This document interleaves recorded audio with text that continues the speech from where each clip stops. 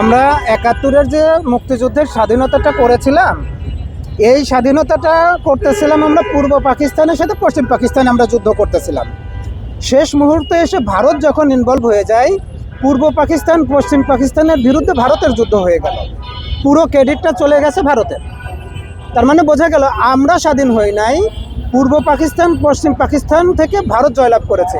সেটা আপনারা দেখেছেন, ভারতের উল্লাস করা দেখেছেন, নরেন্দ্র মোদীর ফেসবুক পোস্টে দেখেছেন।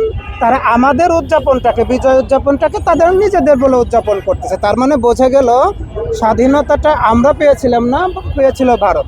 কথাটা বুঝতে পেরেছেন? ভারত সবসময় চেয়েছে তাদেরকেও একজন এখানে ক্ষমতায় থাকুক, বিনিময়ে আমরা স্বাধীনতার পরবর্তী সময়ে তাদের লোকগুলোকেই পেয়েছিলাম। যার কারণে আমরা দেখেছি আমাদের তথ্য পাচার করতে, দেশের বিরুদ্ধে গিয়ে কাজ করতে, ভারতের হয়ে কাজ করতে আমরা অনেক দেখেছি। আর বিডিআর হত্যাকাণ্ড, এত বড় একটা হত্যাকাণ্ড ঘটে গেল, কেউ একজন এসে বলতেছে, শেখ হাসিনার একজন আত্মীয় এসে বলতেছে এখানে দাড়ি কমা কোনো কিছুই নাই, ফুল স্টপ। শুনেছিলেন আপনারা?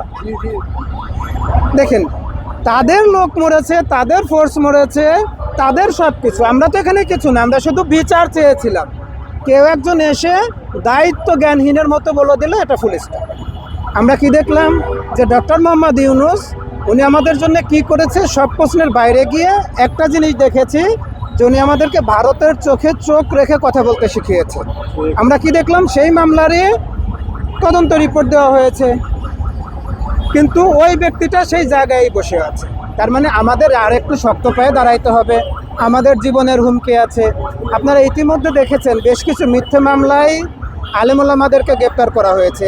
এমন কোনো দিন নাই যেখানে আমি সারা বাংলাদেশ থেকে ফোন পাচ্ছি না, ভাই মাদ্রাসায় এসে শুধু তছনছ করে ফেলতেছে, আমাদেরকে গ্রেপ্তার করে নিয়ে যাচ্ছে। এমনকি 54 এই ধারাটাকে খুব বেশি ব্যবহার করা হচ্ছে।